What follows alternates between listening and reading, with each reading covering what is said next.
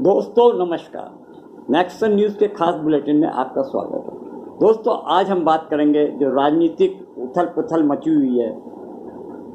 देश में 5 राज्यों में विधानसभाओं के चुनाव की तैयारियां जोर शोर पे चल रही हैं। 7 नवंबर से पहले चरण के मतदान शुरू होंगे और जहाँ जिन प्रदेशों में चुनाव होने हैं उनमें राजस्थान, मध्य प्रदेश, छत्तीसगढ़, तेलंगाना और मिजोरम है। जैसा कि आप सभी जान रहे हैं कि जो वहाँ के आंकड़े और सर्वे बता रहे हैं कि वहाँ भाजपा की हालत बहुत ज़्यादा नाजुक बताई जा रही है। भाजपा इन सब चीज़ों से निपटने के लिए उसके पास एक ही औजार है, एक ही हथियार है, वह है जांच एजेंसियों का सहारा।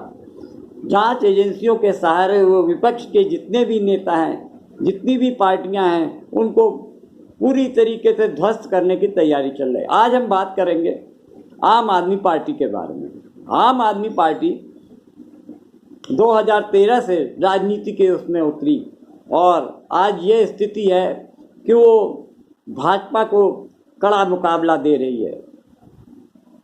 बीजेपी जिसने कांग्रेस जैसी सबसे पुरानी पार्टी को धूल चटा दी, वहीं आम आदमी पार्टी ने दिल्ली में भाजपा को नाको चने चबवा दिए हैं।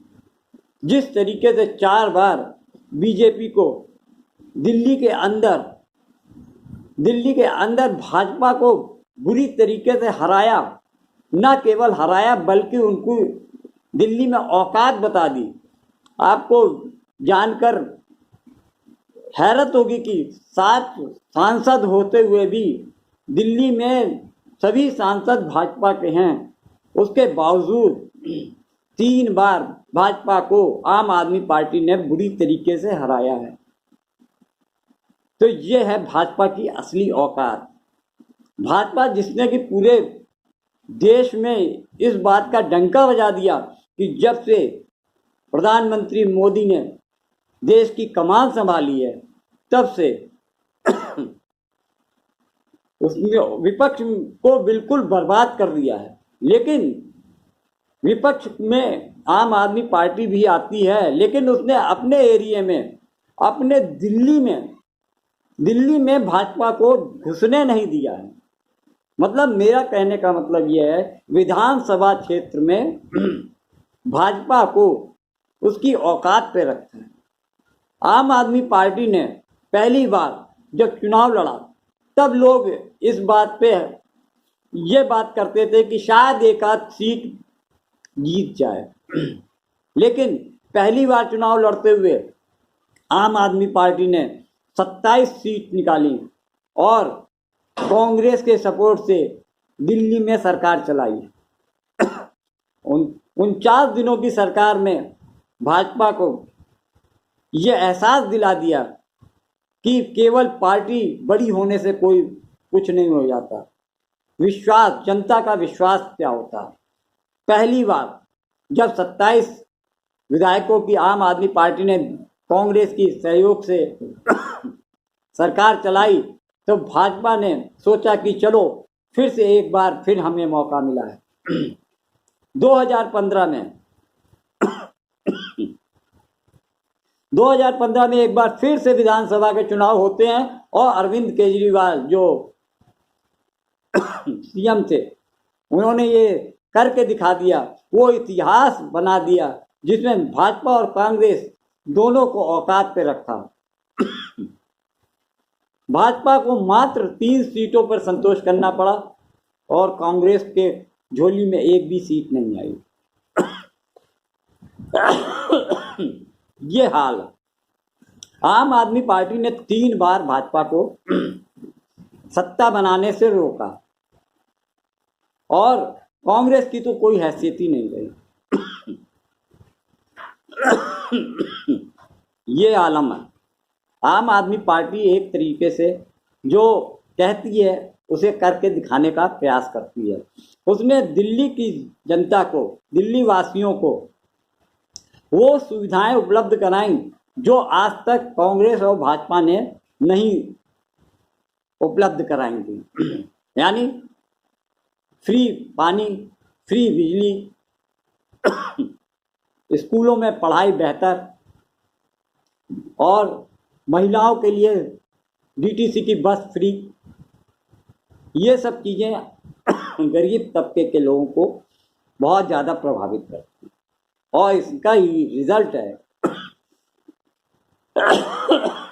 कि पहली बार 27 सीट, दूसरी बार 67 सीट और तीसरी बार 62 सीट जीतकर आम आदमी पार्टी ने कांग्रेस और भाजपा का मुंह बंद कर दिया।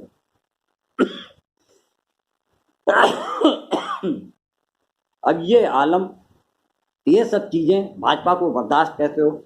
नरेंद्र मोदी जो देश के प्रधानमंत्री हैं, वो सारे भारत में विश्व विजय, भारत को जीतने का सपना देख रहे हैं। वहीं दिल्ली में उनकी नाक के नीचे अरविंद केजरीवाल की सरकार, आम आदमी पार्टी, उनको अपने फुट पे हाथ रखने नहीं दे रही, दिल्ली में घुसने का कोई जरिया नहीं दे रही है। ये बात प्रधानमंत्री मोदी को बहुत खल रही है। और उन्होंने 2014 में जब पहली बार प्रधानमंत्री बने तो उन्होंने प्रधानमंत्री मोदी ने अमित शाह को ये जिम्मेदारी दी कि दिल्ली में किसी तरीके से आम आदमी पार्टी को खत्म करना। 2 बार 3 बार चुनाव हारने के बाद भी अमित शाह अपने मंसूबों में कामयाब नहीं हुए और लगातार बुरी तरीके से मार खाते हुए शाह ने अब एक ही सिद्धांत अपनाया है कि किसी तरीके से आम आदमी पार्टी के बड़े नेताओं को स्कैम में फंसाओ और उनकी सरकार को बदनाम करो, उनके सारे बड़े नेताओं को जेल भेजो। और इसी सिलसिले में 2022 में एक ऐसा स्कैम किया जो कभी हुआ ही नहीं, ऐसा स्कैम की साजिश की। उन्होंने दिल्ली में एलजी विनय कुमार सक्सेना को बनाया, जो उनके पूर्व साथी रहे, गुजरात में उनके काफ़ी पुराने साथी रहे, उनको दिल्ली का एलजी बनाया। उनका काम सिर्फ ये है कि किसी तरीके से आम आदमी पार्टी की सरकार और नेताओं को किसी ना किसी वजह से परेशान करना, उनको फर्जी मामलों में फंसाना, ये सब उनकी मंशा थी और उन्होंने आते ही ये काम किया। उन्होंने सबसे पहले दिल्ली की आबकारी शराब नीति को लेकर सीबीआई और ईडी को सिफारिश की कि इस मामले में जांच की जाए और इस मामले को लेकर पहले सत्येंद्र जैन को अंदर किया, उनको मनी लॉन्ड्रिंग के केस में अंदर किया और आज तक वो जमानत पे है। मेडिकल ग्रांट पे, मेडिकल के हिसाब से, मेडिकल ग्राउंड पे उनको जमानत मिली हुई है। उसी तरीके से उनको करीब लगभग 1.5 साल होने जा रहा है। उसके बाद उन्होंने शराब नीति घोटाले को लेकर डिप्टी सीएम मनीष सिसोदिया को भी अपनी ग्रिप में लेते हुए इसी साल फरवरी में जेल भेज दिया। और आज दिलचस्प बात यह है कि इतने केसेस लादे गए हैं लेकिन किसी में भी 1 रुपया भी बरामद नहीं कर पाई है, ना ईडी ना सीबीआई। और उन पे आरोप लग रहे हैं कि 100 करोड़ रुपए की घोटाला किया है।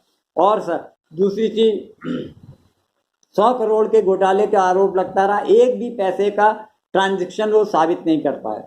सुप्रीम कोर्ट ने यहाँ तक कह दिया था कि ईडी और सीबीआई को कहा कि आपने कोई भी प्रूफ प्रोड्यूस नहीं किया है, आपके सबूत कहाँ हैं?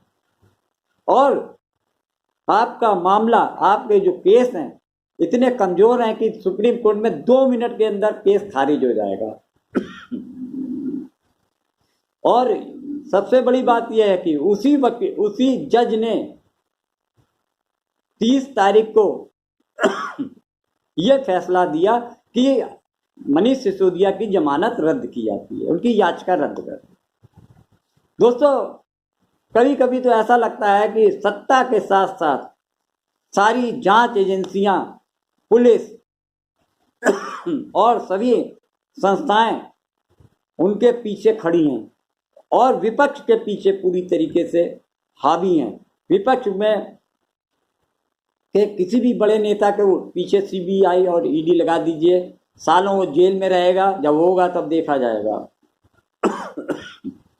दूसरी चीज, अब मनीष सिसोदिया के बाद जो नंबर आया, राज्यसभा के सांसद, आम आदमी पार्टी के सांसद संजय सिंह को भी इसलिए ये कहा कि इन्होंने पार्टी फंड में 40 करोड़ रुपए का फंड दिलवाया, मनीष सिसोदिया को दिलवाया। अब एक पैसे की बरामदगी नहीं है, लेकिन बिना किसी प्रूफ के उनको जेल भेज दिया और निचली अदालतों से उनको कोई भी राहत मिलती दिखाई नहीं दे रही है। अब जब संजय सिंह अंदर गए, सबसे बड़ी बात आप ये देखिए कि सारे के सारे आम आदमी पार्टी के नेता हैं और संजय सिंह ऐसे नेता हैं जो कि अडानी और मोदी को लेकर तीखे हमले करते रहे हैं, उनकी जो घोटालों का सार्वजनिक तौर पे बयान देते रहे हैं। इन सब बातों से मोदी और अडानी दोनों ही बहुत बेचैन रहते हैं। संजय सिंह को जेल भेजने के बाद अब उनकी निगाह सीधे सीधे अरविंद केजरीवाल पे है। ईडी ने उनको 2 नवंबर को अपने यहाँ पेशी पे बुलाया है और जानकारी पूछताछ के लिए उनको 2 नवंबर को पेश होने को कहा है।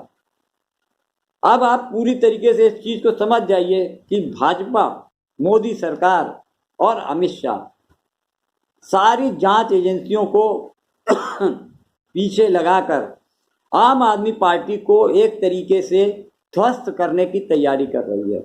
जैसा कि आम आदमी पार्टी के नेता बोल रहे हैं कि उनके पार्टी के बड़े बड़े नेताओं को, आम आदमी पार्टी के बड़े नेताओं, यहाँ तक कि अरविंद केजरीवाल को भी ये जेल भेजने की तैयारी में है। दूसरी सबसे बड़ी चीज, इंडिया गठबंधन के जो भी बड़े नेता हैं उनके पीछे सीबीआई, ईडी लगा दी गई है और आम आदमी पार्टी को, जो कि अरविंद केजरीवाल अब एक क्षेत्रीय पार्टी न रहकर राष्ट्रीय पार्टी में उनकी पार्टी को मान्यता मिल चुकी है, उनको भाजपा और मोदी सरकार को लग रहा है कि ये हमारे लिए बहुत बड़ा खतरा हो सकती है। यही वजह है कि वो आम आदमी पार्टी के नेताओं पर दबाव बनाने में लगी हुई है कि किसी तरीके से इनके नेता जेल रहेंगे और उनकी पार्टी समाप्त हो जाएगी। दोस्तों, अब ये तो आने वाला समय बताएगा कि इन सब घटनाओं का, इन सब जो कार्रवाइयों का आने वाले समय में लोकसभा चुनाव में जनता क्या मत बनाती है और मोदी सरकार की क्या स्थितियां होंगी, ये आने वाला वक्त बताएगा। दोस्तों, इस वीडियो में इतना ही। नमस्कार।